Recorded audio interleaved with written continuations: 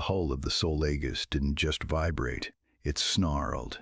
Captain Elias Thorne stood on the command bridge, his boots magnetically locked to the deck as the ship performed a high G turn that would have turned a garden worlder into a localized liquid.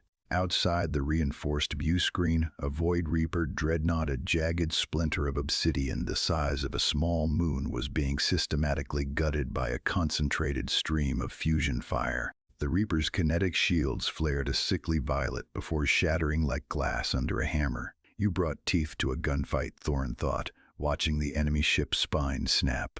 Minutes ago, the Etherian sky had been a graveyard of prism spire yachts and fragile defense platforms. Now it was a slaughterhouse of a different kind. Ambassador Juro watched the tactical display from the guest alcove, his 4 translucent hands trembling. To the Etherians, the Reapers were the end of all things, an inevitability of shadow and cold. They had broadcast their plea into the forbidden Sector 7 as a funeral rite, a last gasp of the dying. They expected ghosts. Instead, they got the Hellborn. They got ships that looked less like vessels and more like scarred, jagged monuments to a long history of refusing to die. The transition from the brink of extinction to this sudden, violent salvation was jarring. Only hours earlier, Juro had been standing on the balcony of the high spire, smelling the sweet floral air of Etheria while watching the horizon turn black. The Reapers hadn't even signaled. They simply arrived, their sheer mass warping the atmosphere, their beams turning the crystalline cities into dust. Juro had felt the collective terror of a species that had never known a predator they couldn't negotiate with. Then, the Sol Aegis had torn through the fabric of local space. It hadn't emerged with the grace of a warp jump. It had punched its way in, trailing a wake of radiation and heat that signaled the arrival of something that had evolved in a much harsher neighborhood. Thorne glanced at the Etherian ambassador. The human's face was a map of old scars and hard-won experience, a stark contrast to Juro's smooth, unblemished skin. Earth was a planet that had tried to kill Thorne's ancestors every single day for 1,000,000 years.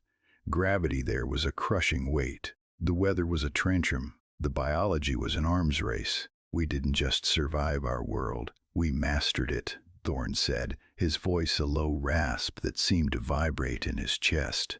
He turned back to the tactical map, his fingers flying across the haptic interface with a speed that defied Juro's understanding of biology.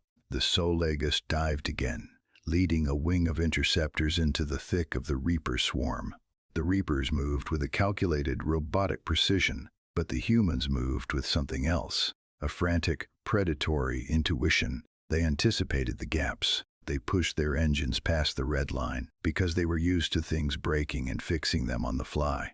The void was filled with the debris of 500 dreadnoughts, and the Terran fleet was only just getting started. The Sol Aegis banked hard, its hull groaning under a force that would have snapped an Eternian's spine. He watched the tactical overlay as the final cluster of Reaper dreadnoughts tried to form a defensive spear.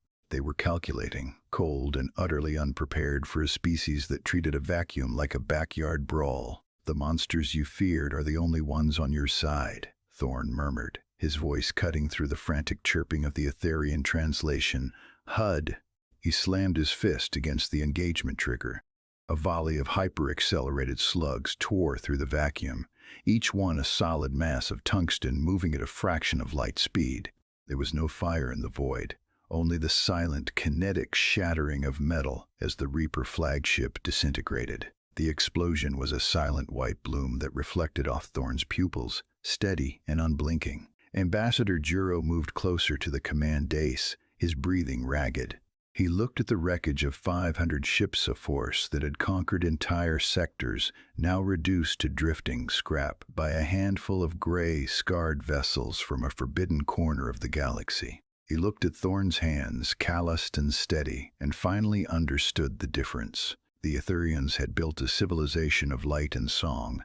The humans had built theirs in the mud, under a sun that burned and on ground that shook. The last Reaper signal went dark. The heavy, ringing silence settled over the bridge, broken only by the hum of the life support system struggling to scrub the scent of scorched electronics from the air. Thorn turned to Juro.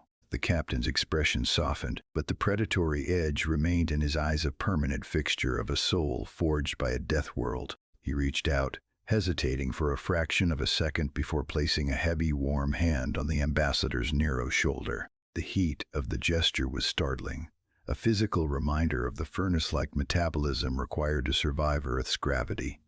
"Welcome to the protection of a Deathworld," Thorn said. In the weeks that followed, the skies of Etheria didn't return to their former pale blue. They stayed punctuated by the silhouettes of the Sol Protectorate. The Hellborn didn't leave. They stayed to rebuild, their engineers turning the ruins into fortresses. The galaxy at large watched in a mix of terror and awe as the myths of Sector 7 became the guardians of the Inner Rim. Humanity hadn't just saved a world, they had found a purpose. They were the apex predators that kept the shadows at bay, the nightmare that ensured the dreamers could keep dreaming. As Thorn looked out at the rebuilding spires, he knew the peace was fragile, but for the first time in history, the monsters weren't the ones coming for Etheria. They were the ones standing in the way.